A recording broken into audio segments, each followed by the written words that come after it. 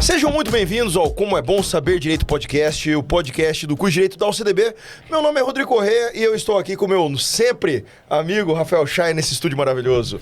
Seja bem-vindo novamente, Rafael Chaia. Estamos de volta, né? Agora com um estúdio novo, espaço novo. Tá mais bonito, né? Rapaz, eu tô mais bonito. Você gostou do meu bigode, Chaia? Não gostei. Mas continuando, né, pessoal? Estamos de volta aí. Muito obrigado a ter vocês aí na sua audiência, acompanhando aí mais uma vez o podcast do curso de Direito aqui da UCDB. Hoje com um convidado extremamente especial. E digo que é especial porque não é só um profissional extremamente competente.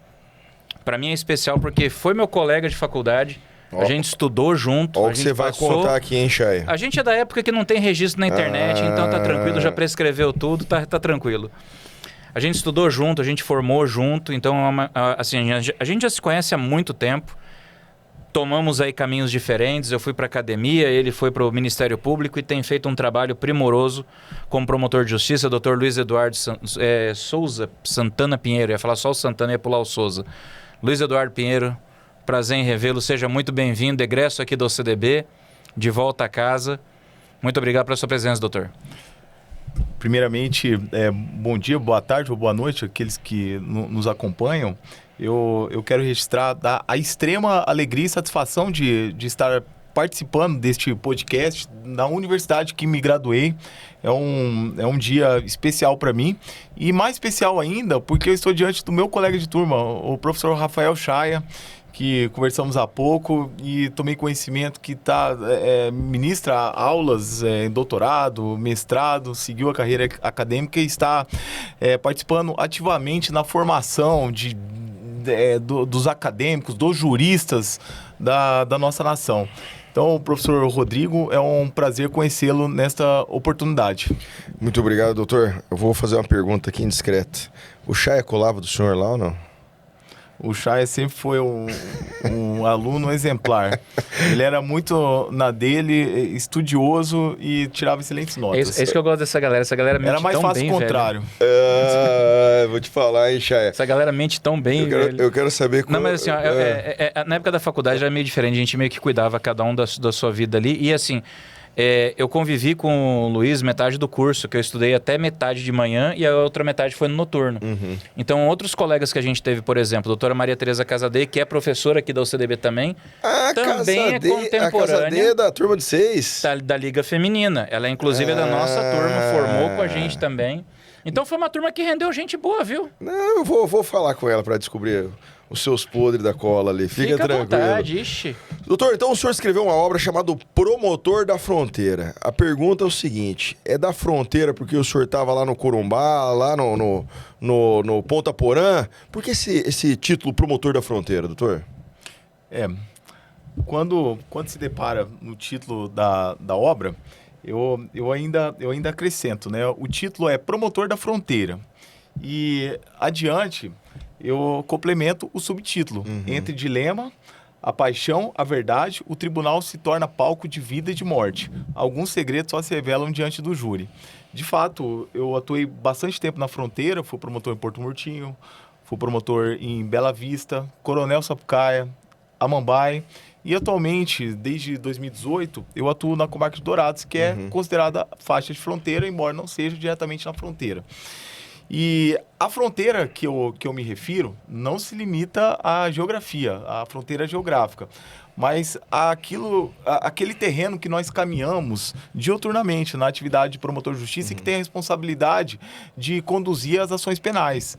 Porque quando nós chegamos no Tribunal do Júri, nas sessões plenárias do Tribunal do Júri, nós nos deparamos com casos ali em que a prova está muito clara, outras não está tão clara, alguns que exigem um exercício intelectual, um estudo mais profícuo na perspectiva ali da reflexão a respeito de condenar, absolver, aquilo que se a prova vale, se a prova não vale, se a prova é suficiente, se não é suficiente. Enfrentamos na nossa atividade ministerial conflitos éticos, muitas vezes, ao compreender se aquele caso ensejará absolvição ou condenação, e isso tudo depende de nós. É como se o promotor ele estivesse caminhando, eu costumo dizer, numa corda, né, uma corda esticada. Quando essa corda se afrouxa, você cai. E aí você pode cair do lado errado. E nós temos que mirar a nossa visão, e a visão ela será conduzida através de palavras, argumentação, retórica a ser apresentada pelos jurados, mas na fronteira daquilo que representa o caminho certo. Isso eu achei legal, porque ele deixa bem claro uma coisa que as pessoas às vezes não enxergam. A atividade do advogado ela é bem clara, a atividade do juiz é bem clara. A gente estava conversando sobre isso antes do episódio. A do promotor não é tão clara assim. As pessoas enxergam o promotor como o acusador, o cara que quer a condenação, ponto. Só que é muito mais do que isso, vai muito além disso. Por isso esses dilemas éticos, é isso? Não, e há uma discussão também a respeito disso, né? Por exemplo, não sei se o senhor acompanhou, que já foi procurador de justiça, se eu não me engano, de Santa Catarina, Lênio Streck. O senhor já deve ter ouvido. Eu já ouvi falar bastante dele. Muito por ele. E o Chaya, ele é amigo do Chaya, porque... Ele é gaúcho. Gaúcho, né? Ele é amigo do Chaya, porque o Chaya, ele... Naquela época de metaverso, aí o Chaya deu a primeira aula no metaverso. Aí o Lênio não gostou, aí deu uma esculhambada no Chaya no artigo. Aí viraram amigos os dois, né? Tamo aí. Mas enfim... Eu sou o expoente do jusavatarismo, segundo o Lênio Streck. Exatamente. Mas o Lênio, ele fala uma coisa interessante, que é justamente essa dicotomia da função do promotor de justiça no Brasil. Porque lá nos Estados Unidos, o camarada é o District Attorney. Então ele é o advogado distrito, ele é pago para advogar para o distrito para condenar em tese aquele cidadão.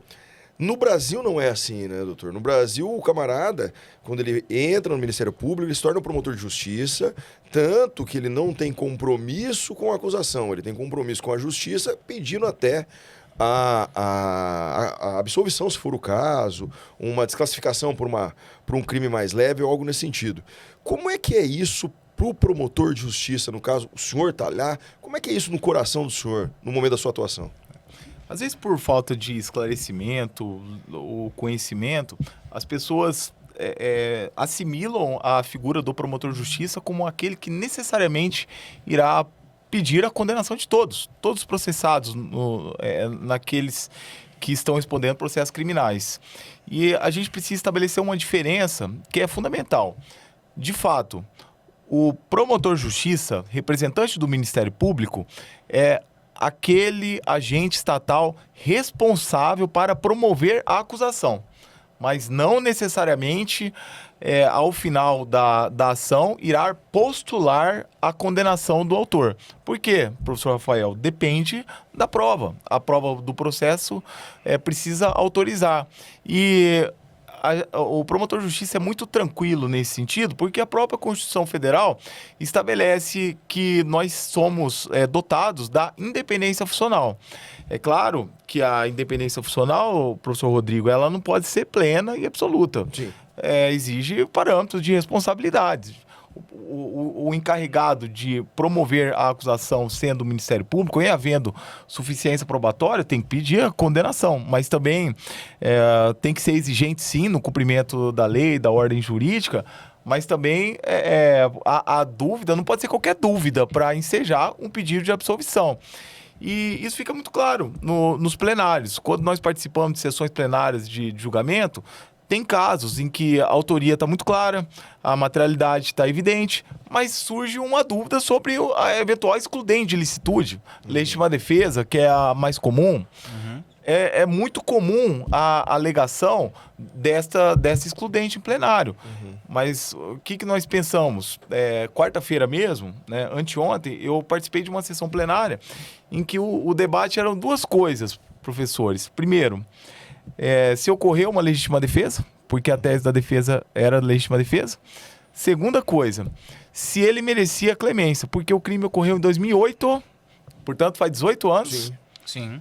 De um sujeito que não teve mais antecedente criminal nenhum, né? Não tinha passagem nenhuma, seguiu uma vida ordeira, correta, com família constituída e trabalho. E a vítima era uma pessoa envolvida em crimes, em incidências criminais. E eu, na minha posição, citando como exemplo, né, como promotor de justiça, eu disse aos jurados, sim, nós temos o Instituto da Legítima Defesa, que está previsto no artigo 25 do Código Penal, mas há uma série de requisitos que precisam ser observados. E nisso eu fui desenvolvendo um raciocínio da minha tese, perguntando aos jurados, explanando aos jurados, se a agressão era injusta, se era atual, se era iminente, se valeu o direito próprio, o alheio, se valeu os meios necessários, a ponto de concluir aos jurados para dizer, jurado, portanto, para que se reconheça a legítima defesa, tem que cair com uma luva na mão. Se um dos dedos não encaixa, então não é legítima defesa. Porque a nossa missão aqui é a defesa da vida, é a defesa do ordenamento jurídico. E outro debate que foi colocado naquela situação, professor Rafael, era da necessidade da pena de um sujeito que já tinha 50 e poucos anos de idade, que se envolveu num crime que ocorreu há 18 anos, né, quando o senhor estava começando a sua carreira como docente, né, nem no Ministério Público eu estava estudando ainda, tinha recém-ingressado no serviço público à época, e a vítima era uma pessoa envolvida em ilícitos.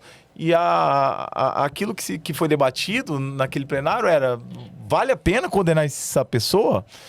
E aí, respondendo a tua pergunta, o professor Rodrigo, eu, como promotor, sustentei. Ele não é legítima defesa, primeiramente, e essa pessoa deve ser condenada, porque o tribunal do júri, ele não vai julgar o caráter da pessoa, vai julgar os fatos que ocorreram naquela circunstância de 2008, e o fato dele não ter antecedente criminal, não ter se envolvido em outro problema, outro processo, é a obrigação dele. E é isso que nós esperamos das pessoas comuns. Os jurados entenderam como o Ministério Público e o condenaram. Mas também, quando se fala no tribunal do júri, como promotor eu poderia entender, poderia ser um outro promotor, poderia ter entendido diferente, porque havia uma interpretação de fato que poderia ser cabível à legítima defesa. Mas eu entendi que não. Daí a fronteira. Sim. É justa ou é injusta a condenação? É justa uma condenação de um sujeito de 50 e poucos anos de um crime de 2008 ou era injusta? Eu entendi que era justa a condenação e que não era o caso da legítima defesa. Aí o significado da fronteira e a questão dos dilemas. Sim, dos exemplos. O senhor falou esse é um bruto de um dilema ético, Sim. se você for pensar bem, né, cara? Se você for se levar pela emoção, você pode até cair naquela sedução de pensar, pô, mas espera aí, o cara andou na linha todo esse tempo. Mas tem a questão de você dar uma resposta para a família da vítima, para a sociedade. Você não mandar aquela mensagem do tipo, deixa a galera fazer o que quer, entendeu? Que eu falo Só um complemento aqui, professores, em relação a esse caso do último julgamento, que eu tomo como exemplo da fronteira limítrofe que passa o promotor, tudo é questão de interpretação, eu, pessoalmente, eu acredito que aquele sujeito ia cometer crime de assassinatos ou qualquer outra coisa. Não, eu não acredito que ele ia fazer. Mas ele tinha uma dívida para a sociedade. O decurso do tempo, ele não gera uma absorção automática. E também tem que ver o seguinte, né, doutor? Por que é 2008 e só agora está sendo julgado? Vários problemas. Isso foi argumentado. Por exemplo, eu tive um caso em Matupá no passado, muito próximo do senhor. Só que aí lá a legítima defesa era muito clara, né? Enfim, o crime tinha acontecido 20 anos atrás. Aí, quando eu fui argumentar, o promotor, até quando eu conversei ali, porque tem, inclusive, galera, vocês acham que promotor e advogado se odeiam, é uma mentira, tá? Não acreditem em redes sociais, que vocês veem dos camaradas, que a não, galera gosta de compartilhar as tretas só, né? Aí cheguei, conversei com o promotor falou, qual que é a sua linha? Eu falei, não, a minha linha é legítima defesa ou desclassificação para homicídio simples. Que era um senhorzinho, na época ele tinha 50 e a vítima, o falecido, tinha 20. E então, assim, simples. Por quê? Porque ele atirou pela frente. Deu 5 tiros, doutor, 2 facadas no cara. Só que ele atirou pela frente. Não era um meio que dificultava a defesa da vítima, que era o que estava na denúncia, lá de 2000 e bolinha a denúncia, né? Aí o promotor falou, não, eu concordo com o senhor. Eu vou sustentar, então, doutor, homicídio simples. Não vou sustentar a legítima defesa. Eu falei, não, tá tranquilo. E acabou sendo absolvido. Mas o detalhe é o seguinte, eu não usei clemência, sabe por quê, doutor? Porque meu cliente fugiu. Então, na verdade, por exemplo, esse argumento que o senhor disse, né, que a defesa, no caso do senhor, tinha argumentado, não, mas ele ficou 20 anos, 18 anos, e tá tudo bem, clemência, porque não cometeu nada. Porra, mas a gente não sabe o que aconteceu nesses 8 anos. E é importante até destacar que nesse caso particular, 3 dias depois do crime, ele se apresentou, entregou a arma do crime. É um cara bom. Foi um cara bom, né? Mas que ele errou, tinha uma dívida e precisava pagar por ela. Que é outra coisa que é importante, que no meu caso o meu cliente fugiu, né? Então foi legítima defesa, porque realmente o caso era uma situação sim, tanto que o MP, o MP de Mato Grosso não recorreu. Só que o detalhe é o seguinte, por exemplo, o que a galera às vezes não entende, mas ele era bonzinho. Toda pessoa que comete o crime pela primeira vez é bonzinho antes. Concorda? Perfeito, professor Rodrigo. Ninguém começa matando pela segunda vez, professor Rafael. Concordo 100%. Ninguém começa matando pela segunda vez. Fernandinho Beiramar e criminosos de alta periculosidade iniciaram a vida no crime. Pode até não ter sido descoberto. Sim. Né? Aí alguns não têm passagem. Mas esse argumento ele não procede a fim de gerar uma absolvição automática. Tem que analisar as circunstâncias do fato concreto. Como eu disse, o Tribunal do Júri vai julgar o fato, não o caráter da pessoa. E aquela circunstância que ele se envolveu no homicídio. E é interessante o senhor falar isso, porque muitos advogados recém-formados, eles acham que ocupação lícita, residência fixa, ele é bonzinho. É obrigação. Exatamente. Perfeito, foi salutar o senhor ter dito isso. Então, o primeiro delito, meus nobres, ele acontece, o cara ele é réu primário anteriormente, tem bons antecedentes e tem residência fixa. Mas aconteceu. E ele tem que ser punido pelo fato. Mas tem excluído de licitude. Aí é outra coisa. Mas se não existe, ele tem que ser punido para passar 200 anos. Se não houve prescrição, acabou, tem que pagar. E aí depois ele se vira lá. Porque senão fica fácil, né, doutor? Senão você pode rasgar o Código Penal e ir embora, né? E eu sempre digo ao Conselho de Sentença que aceitar um argumento desse, que ele é primário, que passou muito tempo do crime, que constituiu família, que trabalha, o jurado absolver por clemência, o jurado estará dando um recado perigoso para a sociedade. Um recado em que, tudo bem, você pode cometer o crime, mas só pela primeira vez lá, você matando uma pessoa, você foge, contrata um advogado que vai buscar nulidade processual, recursos, e nós, operadores, sabemos como que dá para enrolar bastante o processo, e tá tudo certo, porque você reconstrói a tua vida. Isso tem que ser combatido por nós, promotores, e é a nossa obrigação. O advogado vai cumprir o papel dele, sustentando a tese que aprouver o seu cliente, mas o Ministério Público precisa discordar com isso. É assim eu defendo, né? E os colegas mas também a sociedade ela está pedindo um pouco mais de justiça, né? A gente está cansado de ver casos de impunidade. A gente sabe que existe hoje uma quantidade imensa de crimes violentos não resolvidos. A gente tem uma quantidade enorme de mandados de prisão não cumpridos. O advogado tem um papel importante? É claro que ele tem, poxa. A gente promove a defesa para tentar encontrar ali o julgamento mais justo possível. Mas nós, como membros da sociedade, aí não importa se você é advogado, se você é promotor, quem você é. Cara, você quer que a sociedade seja mais justa. E se o cara pisou na bola, o cara cometeu um crime, o mínimo que você espera é que o rigor da lei a ele seja aplicado. Sim. Simples assim, pô. Eu vou perguntar pro senhor, que o senhor entrou nessa questão da clemência. Mas o senhor acredita... Eu sou um cara que eu acredito no pedido de clemência. Vou dar um exemplo. O camarada, ele acabou matando, digamos que seja provado nos autos, matou o camarada que estuprou a filha dele. Não tem legítima defesa, não tem estúdio. Dependendo da situação, eu acho que cabe um pedido de clemência. É um motivo doutor, de relevante valor moral social. Não, mas seja, a causa de diminuição. É privilegiado. Você quer puxar uma clemência em cima do privilégio. É lógico. Mas o senhor não acredita numa situação dessa aí? Tá. Por exemplo, supostamente, né? Uma situação? Vamos lá. Eu fiz um júri recente, no final do ano de 2025. E era uma situação em que se debatia a legítima defesa de terceiro. No caso, o autor, o que matou, foi defender a mãe dele, que estava sendo agredida pela vítima. Certo. A mãe conseguiu fugir, ela levou soco, levou paulada, conseguiu fugir, ele foi atrás, ele chegou, foi atrás e deu facadas, deu algumas facadas e matou a vítima. Bom, ele argumentou a legítima defesa. Ok. Tecnicamente, eu analisei, eu uso aquele flip chart nos julgamentos, né? Aquele quadro que eu vou desenhando. Fui destrinchar o artigo 25 do Código Penal e explicar que aquele caso não era legítima defesa. Mas naquela situação específica, eu não entendia como justa uma condenação. Certo. Porque estava comprovado no processo que... Eu até lutei para... O juiz, ele tinha falado que não era para ir para júri. Mas eu insisti que era para os jurados julgarem. E eu precisava levar aquela situação para o conselho de sentença. Havia uma agressão contra a mãe dele, mas ele exagerou na reação. Ele deu mais facadas que precisava.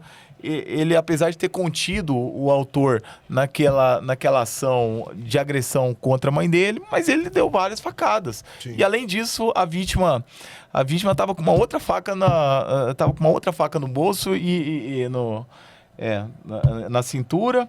E a faca que foi utilizada tinha uma versão que era da própria vítima que morreu. Mas tecnicamente não era legítima defesa. O que eu expus para os jurados? Jurados, aqui não é uma legítima defesa. Mas veja bem, eu tenho 15 anos de Ministério Público, tenho 25 anos de Direito.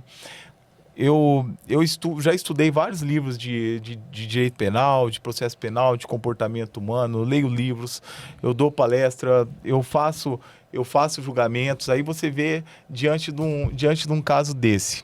E aí todos os livros que eu li, eu paro numa pergunta. Se fosse a tua mãe que estivesse sendo agredida naquela ocasião, você faria diferente do que ele fez? Esse é o então, ponto. Eu quero que Vossas Excelências respondam nos seus íntimos. Se fosse a tua mãe, faria diferente ou não? Eu cheguei na conclusão. Falei, talvez eu faria o mesmo. Se fosse a minha mãe. Ele exagerou? Sim. Mas tecnicamente não é. Eu vou, por questão de justiça, eu vou sugerir a absolvição dele. Porque qualquer um, em princípio, ia cometer esse assassinato da mesma forma que o autor. E nesse caso, o réu foi absolvido. Nas circunstâncias como o crime tinha sido descrito, né?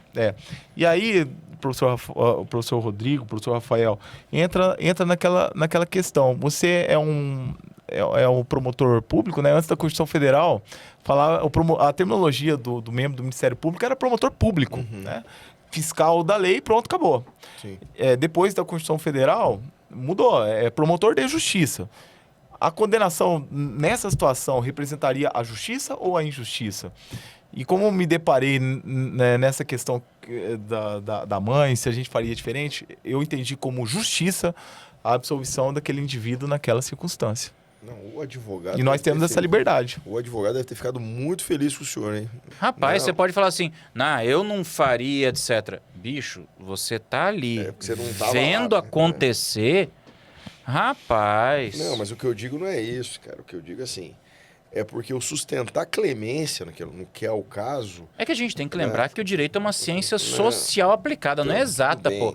Se fosse uma ciência exata, a lei é essa, fala isso, então, manda bala. Não, pô. Mas por que eu tô falando isso, cara? Você tá muito nervoso, cara. É porque, por exemplo, na minha visão, uma absolvição, a não ser que tenha um julgamento contra provas autos, né? Ela não tem como haver uma apelação por clemência, você entendeu? Então, assim...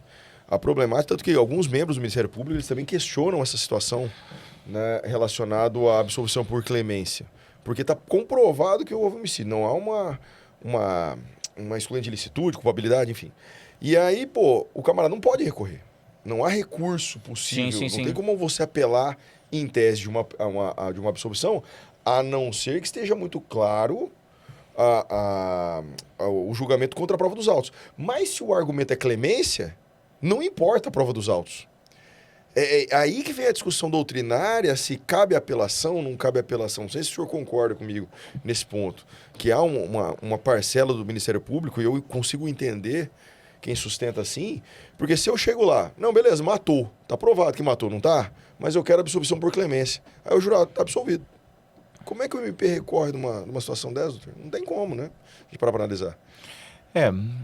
Quando a decisão é manifestamente contrária à prova dos autos, e os senhores são professores, ensinam isso para os seus alunos, e o jurado absolve apenas, então somente por clemência, houve um debate recente no Supremo Tribunal Federal, cuja definição se deu através do tema 1087, em que falou o seguinte, olha, se a absolvição for clemência, mas cuja clemência for manifestamente contrária à prova, cabe recurso do Ministério Público Sim. e pode debater. Agora, se o Ministério Público pediu a clemência no plenário, aí não tem sucumbência, aí não tem por que recorrer.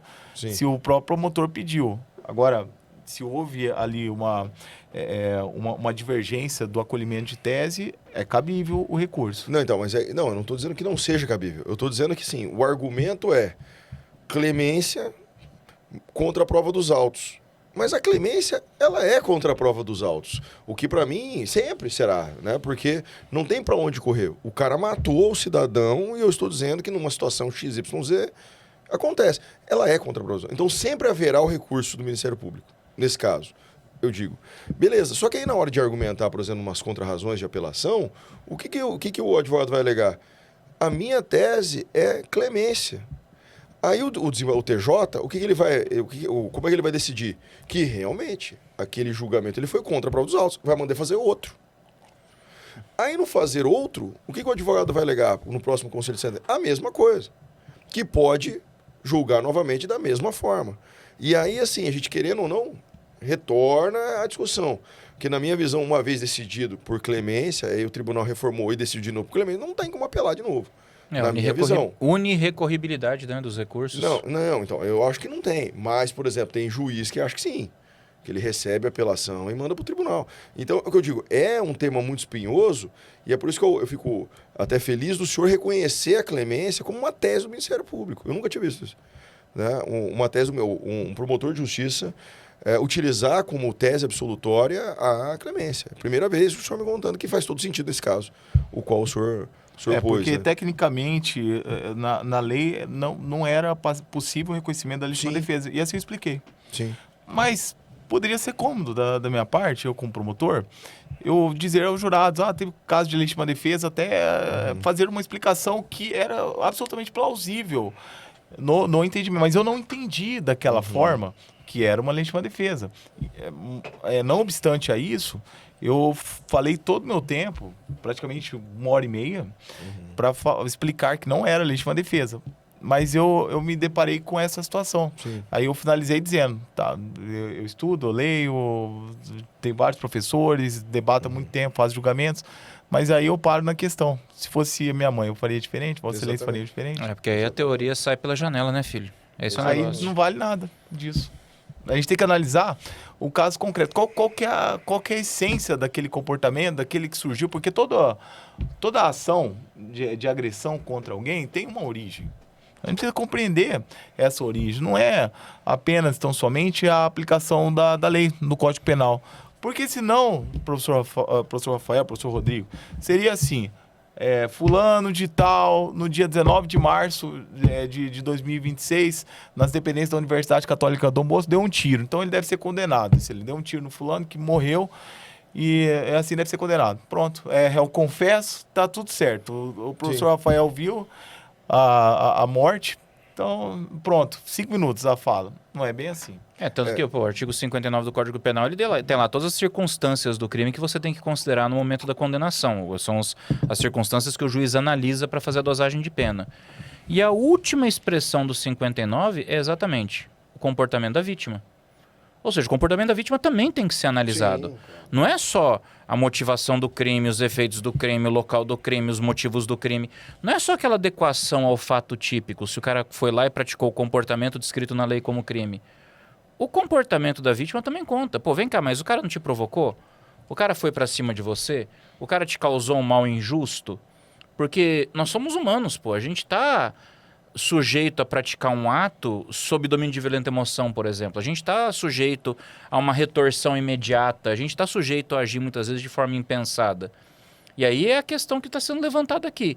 O direito está pronto para realmente buscar a justiça? Ou a gente vai fazer o que o direito quer? Aquela frase clássica do Eduardo Cury, né? Sim.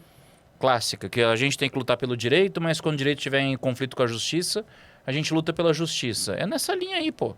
Não, eu concordo. Eu, inclusive, acho que deveria ir além uma alteração da aquisitação, né, legalmente fazer essa alteração, para ter lá, é legítima defesa? Não é legítima defesa? E aí, no final, falar, você absolve por clemência? Eu acho que ficaria mais exato. E aí, você consegue definir, balizar melhor, por exemplo, uma decisão de tribunal, numa apelação. Então, olha, Mas quando se chega na sessão plenária de julgamento, eu acabei de descrever 2 casos, né? Um que eu postulei pela condenação e talvez com outro promotor poderia ser admitida a incidência da legítima defesa ou até mesmo clemência. E o outro que eu falei que não houve legítima defesa, mas a inexigibilidade contra os diversos foi a tese que eu entendi como plausível e, portanto, a absolvição seria cabível. Mas para eu chegar até nesse ponto, professor Rafael, de me apresentar em plenário, falar para o conselho de sentença por 1h30, expor a prova dos autos, abrir o meu coração, minha mente para eles, eu tive que estudar, eu tive que refletir, foi necessário analisar. Do outro lado, tem a família da vítima, que espera um pronunciamento por parte do Estado. O representante do Estado é o promotor de justiça no Ministério Público. Também tem a sociedade. Hoje, todo assassinato que acontece, em regra, os crimes são noticiados pela imprensa. A imprensa acompanha. Nós temos uma responsabilidade íntima conosco mesmo, promotores, né, conosco, sim, fazer o que é certo, porque nós fizemos o juramento ao dizer que eu vou cumprir a Constituição e as leis do país, mas eu também tenho um compromisso com a vítima, tenho um compromisso com a sociedade, também tenho um compromisso com o acusado.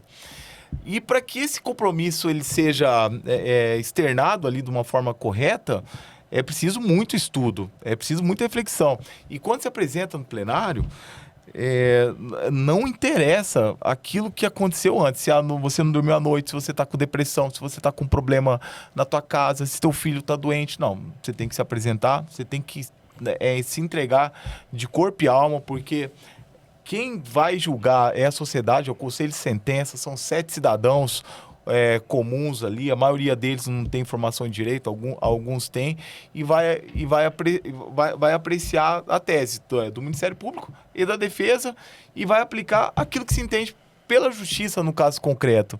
E o promotor, é importante que se diga, tanto faz se a tese do promotor, assim, em termos remuneratórios, Rafael. Sim, sim. Termos remuneratórios. Não há bonificação, né? Não há bonificação. Salário, você não ganha por produtividade. Não é produtividade, efetividade. Dá na mesma, né? Não ganha nem um centavo a mais, você não ganha nenhuma glória a mais, seu salário vai estar lá na conta. Não. O compromisso é com a consciência, com aquilo que você se comprometeu no passado, lá quando você fez juramento. E esse compromisso, professor, ele tem que ser renovado dia após dia. Tem dia que você está cansado, tem dia que você está desanimado, todo mundo passa por esses problemas, essas questões. A nossa vida é dinâmica e desafiadora, só que não é aceitável a sociedade ver um promotor, né, o advogado que é contratado pela família do autor, falar de qualquer jeito, falar qualquer coisa. Não, você tem um comprometimento em buscar aquilo que é justo, seja o promotor, aquilo que corresponde à justiça do processo, e o advogado, sim, na defesa dos interesses do assistido.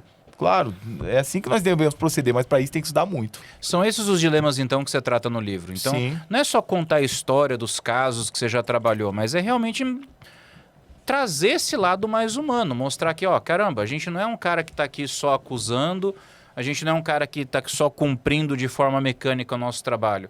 A gente também convive com dilemas éticos, a gente também tem esses enfrentamentos, a gente também tem os dias que a gente quer, às vezes, jogar tudo para o alto, mas a gente está entregando, está fazendo, porque a gente tem esse compromisso.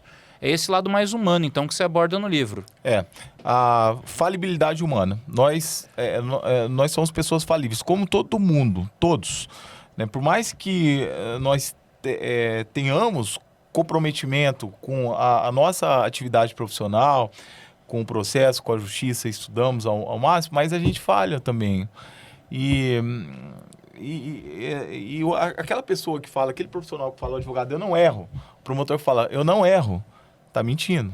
Com certeza. Todo mundo erra, porque nós somos seres humanos.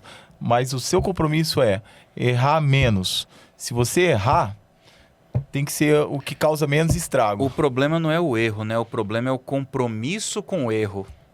O compromisso com o erro que pega. A pessoa errar, tudo bem, você vai lá e corrige. Agora, o problema é você errar e você manter aquele erro para não dar o braço a torcer. Aí é complicado, cara. Porque tá todo, como o doutor bem falou, tá todo mundo sujeito a pisar na bola. Às vezes não por querer, pô. Mas porque a gente está cansado. Porque às vezes a gente tem um dia cheio, porque às vezes a gente tem um problema que pode ser em casa, um problema de saúde, um problema com um amigo, um problema com a família. E a gente tem que saber que nós temos limites. O que a gente pode errar? Pode. O que a gente não pode ter é compromisso com o erro. A gente não pode manter o erro. A gente não pode normalizá-lo. Exatamente. E para não errar, é um alento, ou errar cara. menos, ou para errar menos, nós, igual quando vocês ministram aula, você tem que estar atualizado. A jurisprudência, a doutrina está mudando toda hora. Vocês têm um comprometimento na formação dos novos juristas. E eu, quando atuo nos julgamentos, também. Não apenas com a vítima, com a sociedade, comigo mesmo, mas também com o réu, né? Sim.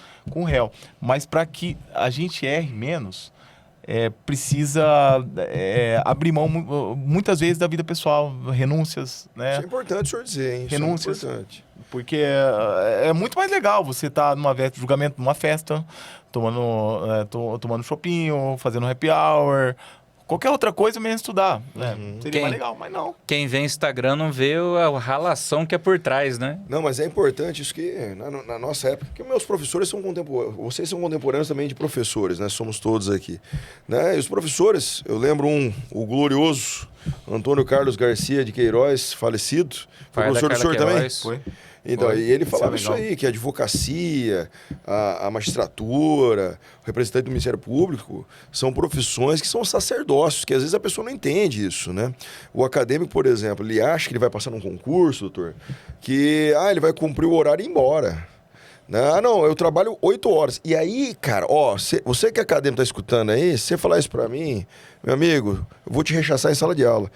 Eu só sou promotor de justiça enquanto eu estou no MP. É assim, doutor? Você é promotor de justiça 24 horas por dia, 24/7, os 365 dias do ano. E até uma situação, de um caso que eu descrevo no livro, professor, quando minha esposa estava grávida de 9 meses, eu peguei a minha licença paternidade. E eu tomei conhecimento que era necessário eu atuar num caso que eu nem era o promotor responsável por aquele caso enorme de repercussão nacional. Eu fiquei 20 dias afastado na minha licença paternidade. Quando eu retornei numa segunda-feira, júri terça, júri quinta, aí na outra semana era esse júri grandão. E eu até estava aqui em Campo Grande com a minha filha recém-nascida, quase não dormindo.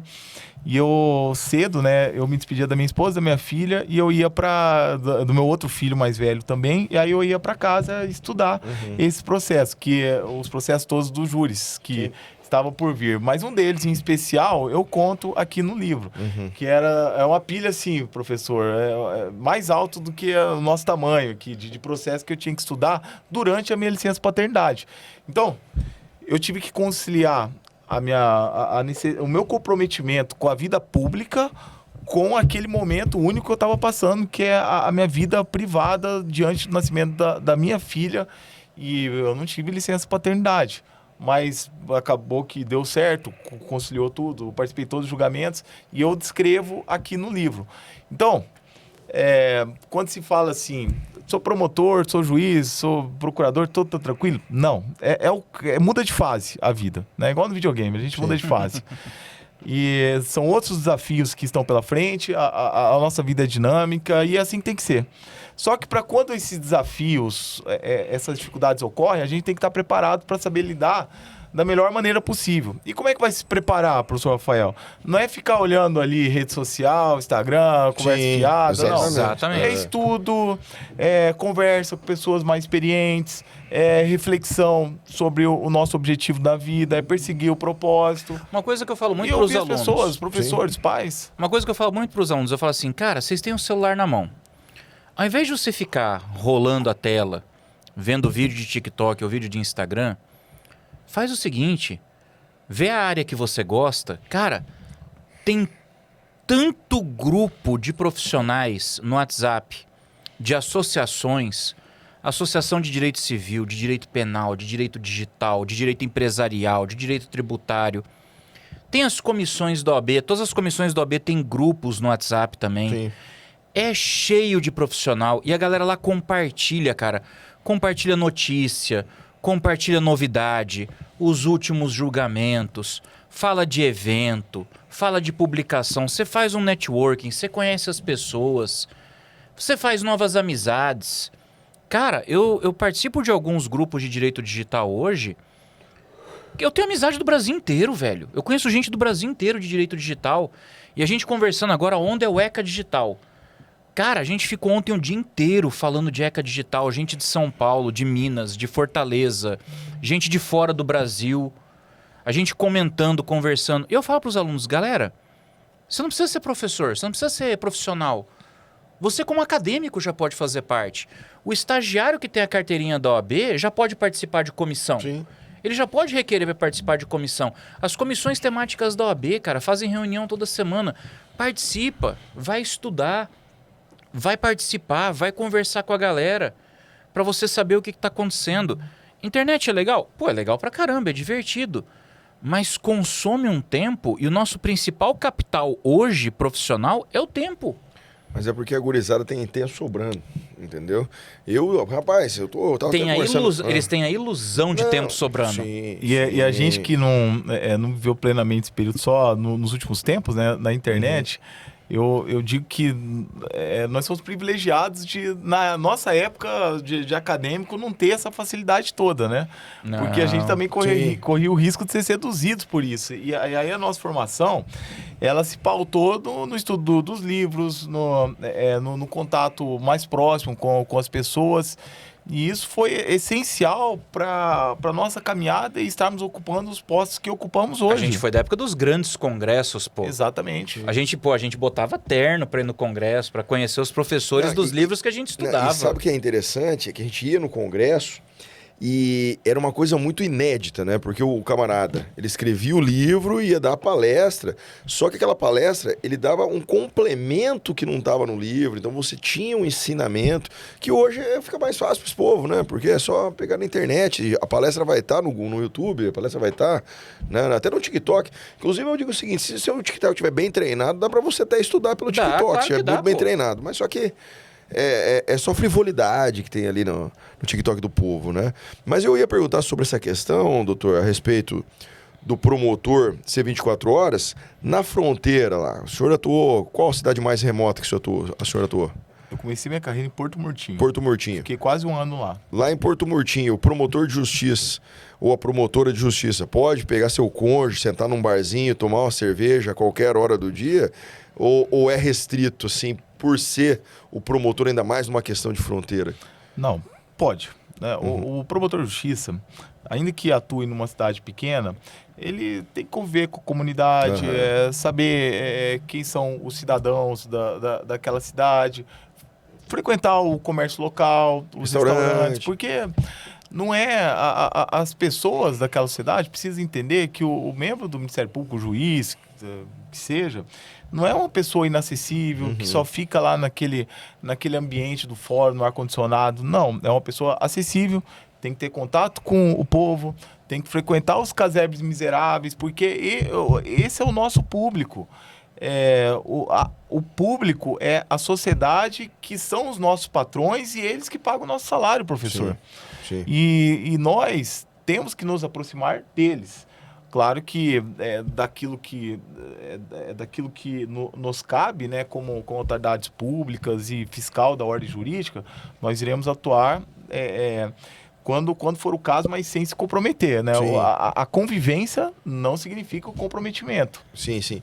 Não, mas eu digo uma questão de segurança do senhor e da sua família, por exemplo. Em algum momento, algum caso que o senhor tenha trabalhado, trouxe uma questão de insegurança para o senhor e para sua família, que não poderia sair na rua ou conviver com a comunidade? Sim.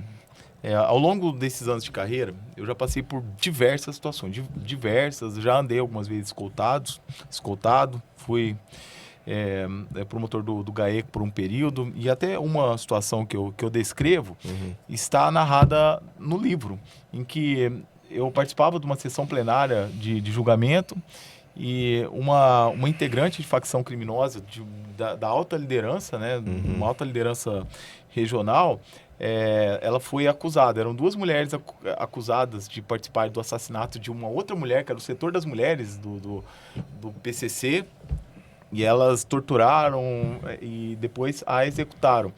E eu fui muito duro na minha acusação, porque o processo me permitia isso. Eu fui muito firme e convicto, mas eu precisei estudar muito, né? Voltando aí que a gente estava falando agora, eu precisei estudar muito. Mas eu falei com bastante convicção a necessidade do Conselho de Sentença em assegurar a condenação de ambas.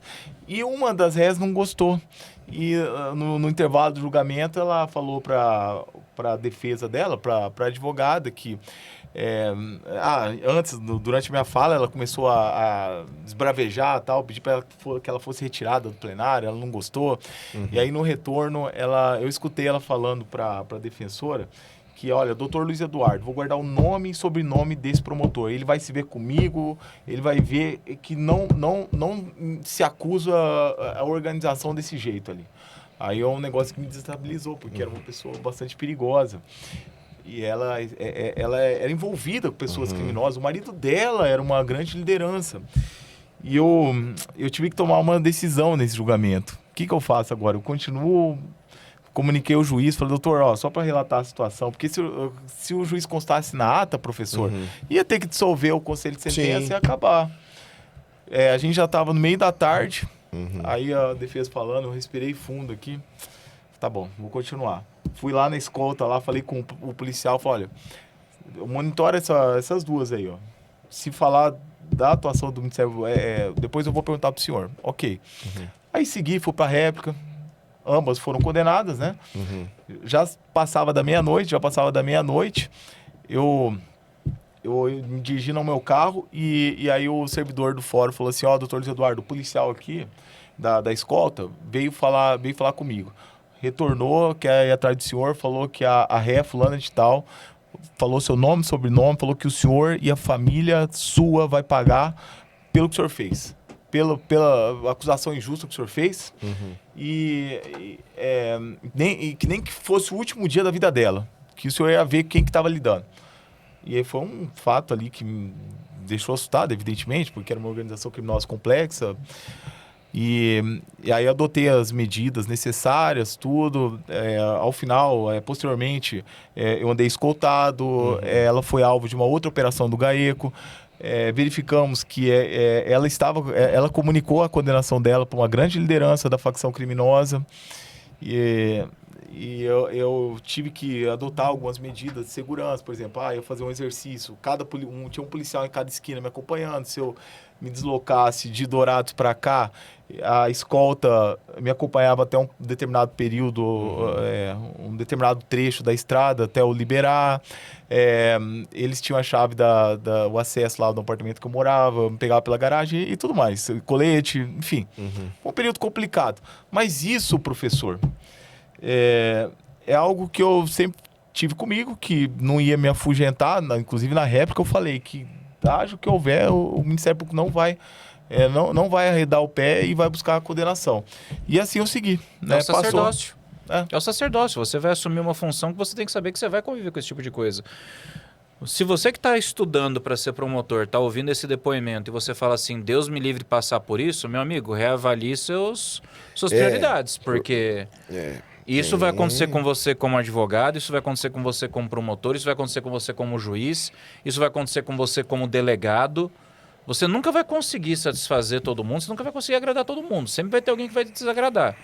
Só em conclusão a esse caso, ela foi alvo de uma operação, essa pessoa descobriu que ela comunicou a liderança da facção, ela foi alvo de outro processo e condenada. Por quê? Porque em situações como essa, o Estado precisa agir. Eu não posso... como agente público, me apequenar diante de um ataque a uma instituição, a instituição Ministério Público, porque não se trata do Luiz Eduardo, promotor, se trata da instituição Ministério Público e o promotor de justiça. E ela foi condenada e agora está pagando lá mais essa pena ainda de embaraçar a investigação de organização criminosa, além do homicídio que ela se envolveu. Esse foi o recado dado. Sim. E a atuação no GAECO, ela é muito diferente, por exemplo, de uma promotoria comum, doutor? É uma atuação diferente, é uma perspectiva em que nós lidamos com investigações de crimes, de organizações criminosas, de grupos, muitas vezes polarizados, que envolvem várias cidades, vários estados da federação, que tem a participação e a atuação direta em vários tipos de crimes, né? E para essa decodificação, a apuração, a ponto de deflagrar uma operação e se tornar um processo criminal, é preciso uma investigação estratégica, minuciosa, até pelo comprometimento que nós temos diante da prova, né?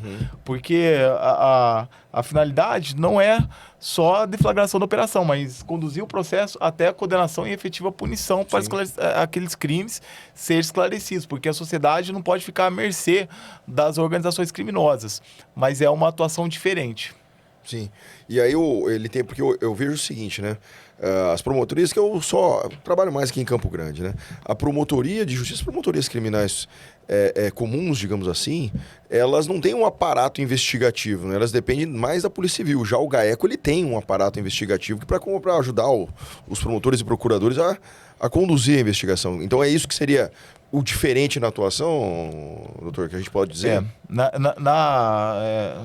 Na oportunidade, nos anos em que eu integrei o GAECO, eu contava com policiais e equipe de apoio especializada. Entendi. É uma atuação que nós ficamos mais na investigação, diligências de campo, mas de crimes complexos, né, de várias pessoas, e menos no processo. Sim. E aí... como que é a escolha do promotor? Até para quem aqui vê o GAECO atuando, quero ser promotor do GAECO, isso aí é funcional? É o procurador de justiça, procurador-geral de justiça? Isso aí tem um concurso interno para os nossos acadêmicos entender como é que funciona? Porque a gente sabe, né, que quando o senhor entra, o senhor é promotor de justiça substituto e acaba atuando no interior, até chegar nas comarcas aqui da capital, né? Dourados, por exemplo, Três Lagoas, Campo Grande. Mas essas equipes especializadas, doutor, como é que é a escolha? Porque na polícia é diferente, né?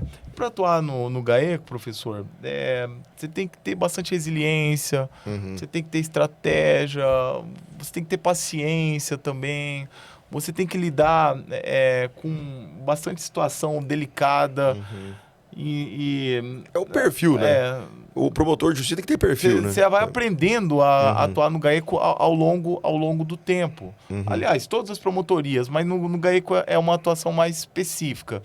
Então, é difícil, é penosa, mas quando se obtém o êxito no esclarecimento daquela organização criminosa específica, a recompensa é extremamente esplendorosa, porque nos confere a sensação de dever cumprido. Sim. Isso não tem preço. Não, eu gosto muito do GAECO. A única coisa, agora eu vou confessar o que eu não gosto do GAECO. Agora melhorou, viu? É que na época das operações ali, a pandemia, antes da pandemia, quando eu falei isso já no podcast, mas agora eu vou falar na frente de um promotor de justiça. Doutor, escaneava a peça e não dava para dar o Ctrl F para achar meu cliente, doutor. Aí o problema é que eram 200 páginas. E aí sabe o que acontecia? Meu cliente tava lá só em 3 páginas. Eu tive que ler tudo, doutor. Agora com o IA dá para fazer. Mas tem que ler tudo mesmo, pô. Aonde? No meu cliente eu tinha... rapaz... Professor, eu vou dar um exemplo. Uma das operações, por exemplo, né, no meu tempo de carreira, uma investigação redundou ali, numa denúncia de 470 páginas. Denúncia, só a imputação, vários réus, vários crimes. E essa investigação desmembrou em 2. Uma que deu 470 páginas, a outra deu 350. Misericórdia. Então você pensa o trabalho. Foi na casa dos 830. Só da denúncia, da descrição dos fatos criminosos. Não, é que a gente brinca o seguinte, é que o MP literalmente é 880. Tipo, homicídio simples, 4 páginas. Organização criminosa, 400. Meu amigo, é complicado, cara. É que é muita gente, né? Tem que individualizar a conduta de cada um. Mas isso é legal, assim, eu tô zoando aqui, mas é legal fazer uma defesa quando tem toda essa dinâmica, porque você entende a dinâmica e você consegue fazer uma defesa bem feita, né? E também consegue falar pro cliente, I am sorry, meu amigo, agora é só trabalhar na dosimetria, também tem isso. Agora, quando a denúncia ela é menor, mais vaga, é difícil você fazer uma defesa ali, entender os fatos, não tem material para trabalhar. A ligação de um com o outro, o porquê, até para você fazer uma entrevista com o cliente, falar assim, meu amigo, o promotor tá dizendo que aconteceu isso aqui, o que aconteceu? Aí o cara explica, traz uma prova, então não é uma coisa... eu acho. Não, aparece numa certeza maior. Então, eu gosto das denúncias. Mas eu entendo também o porquê acontece. É porque, até para não vazar informação, né, doutor? Às vezes o procedimento todo ele é físico, né? E aí, quando você vai colocar no sistema, você só escaneia. Tem que digitalizar. Entendeu? Não é igual, por exemplo, a gente faz, né, hoje. Produz documento e transforma em PDF e vai. Mas aí, para ler sem OCR na época... meu amigo. Doutor Luiz, eu gostaria de agradecer a presença do senhor, porque para mim é sempre muito gratificante conversar com um membro do Ministério Público, com os membros da magistratura, para entender, e para o público entender também, o mundo do MP, o mundo da magistratura, né? Porque nós somos advogados, né? E a maioria dos profissionais do MP, eles não são professores, por exemplo, são poucos, né? A maioria são advogados. E às vezes o aluno ele tem o quê? Ele tem uma visão só em que pese, a gente tenta passar uma visão, o Ministério Público, mas não é a mesma coisa, por exemplo, que o senhor contando. Eu falar, não, o Ministério Público faz isso. Agora, o senhor, um promotor de justiça, falando é muito mais crível, porque o senhor está vivendo isso. E essas dicas, essa fala do senhor e até o livro, trazendo como é a atuação do Ministério Público, é de extrema importância. Pessoal, procure o livro, Promotor da Fronteira, Editora Liberdade, vai atrás, compra, lê. Vou passar um link também para aqui. É bom, manda o link pra gente que a gente disponibiliza na inscrição do episódio, na descrição do episódio. Gente, procura, porque é uma visão diferente daquela carreira de promotor que muita gente imagina. É uma experiência em primeira mão. É a humanização de fato da conduta, até para vocês enxergarem se é realmente o que vocês querem, né, pô? Sim. Às vezes você que já está pensando em Ministério Público já termina de se apaixonar também pela profissão e já não ganha aquele gás que você está precisando para estudar. Sim. Então, assim, eu quero agradecer demais a presença do Luiz Eduardo, pô, prazer em revê-lo. A última vez que a gente se viu foi na frente do fórum, eu trabalhava no fórum ainda, tava o Luiz, tava um amigo nosso, Eduardo Garay, a gente estava na frente da calçada do fórum e o Luiz ainda perguntou, pô, mas foi nossa formatura, você não foi na nossa formatura? E eu não fui, porque eu estava com a turma do noturno. Aí, a gente batendo papo na frente do fórum, a gente recém-formado, isso em 2004, 2005. E de lá a gente nunca mais se viu, cara. Mas isso tem uns 20 anos. E você não foi na formatura? Não fui, não me convidaram. Na verdade, ele não gosta de festa. Não, na verdade convidaram sim. É que eu não era muito de festa mesmo, cara. Eu sempre fui muito caseirão. Passei os 5 anos da faculdade sem beber. Até hoje, né? Até hoje. Então, Até nada hoje. mudou. Não adiantou nada, então. Nada mudou. Mesma coisa daquela época. Mas, agradecer demais, doutor, pela presença. Acho que uma leitura obrigatória para quem quiser conhecer mais da rotina.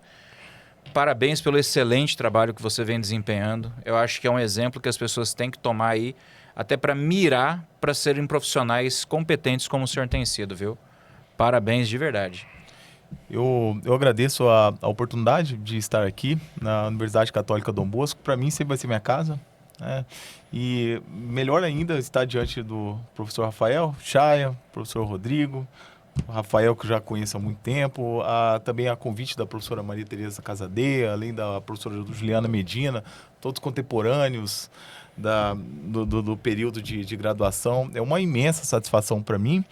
E dizer que o trabalho que nós desempenhamos diuturnamente e as dificuldades que nós temos não é nada muito diferente daquilo que você passa como docente, que o senhor passa como advogado e que o acadêmico vai passar no futuro também, porque serão os juristas que ocuparão os nossos lugares no futuro. A gente está aqui de passagem, amanhã não estaremos mais, só que para que consiga transmitir com clareza, como o professor Rafael, ou atuar, pelo menos de uma forma esforçada, né, igual eu, um pouco combativa, precisa estudar, né, ter um conhecimento profundo, evitar se inspirar em heróis de internet, TikTok, essas coisas aí de Instagram. Concordo. Porque nunca vai sair de moda. Morreu até um doutrinador do processo penal que era da nossa época, o Tourinho, né? Tourinho Filho, morreu semana passada.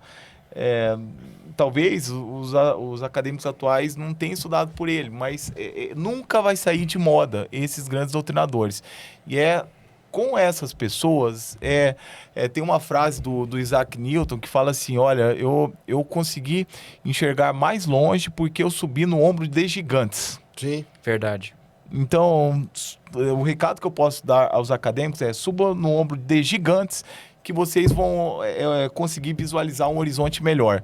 E esse é o desejo que eu faço a todos eles. Eu tô à disposição e é um prazer novamente estar aqui. Muito obrigado. Sensacional. E, gente, já segue o perfil do curso de Direito da OCDB lá no Instagram para você ficar por dentro dos eventos, de tudo que acontece aqui na OCDB e até para pegar os cortes desse episódio, caso você esteja assistindo ele no YouTube, tá? É @direito.ocdb no Instagram. Rodrigo, estamos de volta? Estamos de volta nesse estúdio maravilhoso. Agradeço a todo mundo aqui do Labicom, né, do nosso estúdio.